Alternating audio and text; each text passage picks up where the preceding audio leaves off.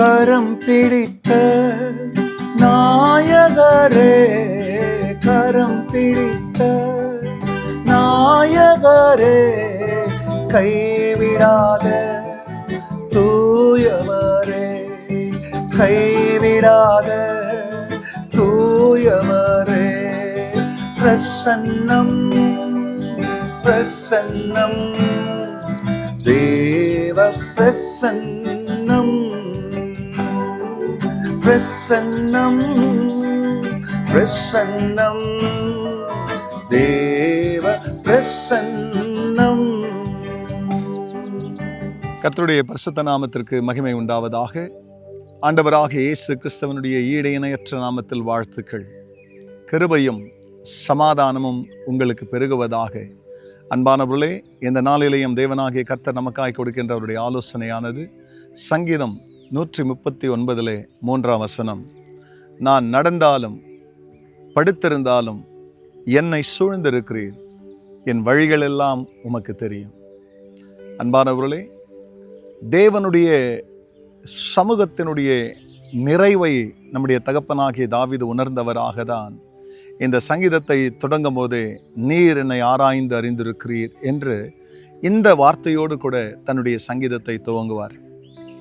பிரசன்னத்தினால் நிரம்பிய ஒரு மனுஷன், அவருடைய சமூகம் எப்படியாய் தாவீதினுடைய வாழ்க்கையை முழுவதும் அவருடைய தாயினுடைய கருவறையிலே உருவாகிறதற்கு பிரிமல்லே முன்பதாக இருந்து அவர் பிறந்து வளர்ந்து அவர் படுக்கிறது, நடக்கிறது, எழுந்து கொள்வது எல்லாவற்றையும் ஒரு மனிதனால் எப்படி அறிய முடியும் என்றால் அவருடைய சமூகத்தின் நிறைவை தனக்குள் தக்க வைத்திருந்ததினால்தான்.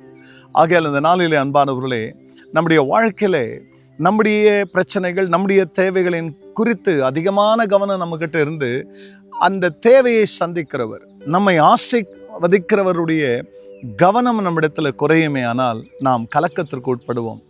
ஆனால் எப்படி எத்தகையான கலக்கம், தேவைகள், நெருக்கத்தினுடைய அழுத்தங்கள், பாரங்கள், போராட்டங்கள், எதிராளிகள், இப்படிப்பட்ட பிரச்சனைகள் இருந்தாலும் சமூகம் நம்மோடு கூட இருக்கிறதை, நிறைவான பிரசன்னத்தை நாம் உணர்வோமே ஆனால் பிரச்சனையை குறித்த பயம் நமக்கு இருக்காது.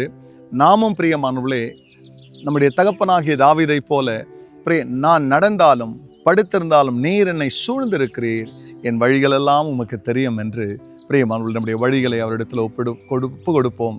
அப்படியே சமூகத்தினால் கர்த்தர் நம்மை ஆசீர்வதிப்பார். ஜெபிக்கலாம். பரிசுத்த பிதாவே, உம்முடைய நாமம் மகிமை அடையட்டும். ஆம் சுவாமி, இந்த காலை வேளையிலே உம் மக்களுக்கு வேண்டியது உமது நிறைவான பிரசன்னம்.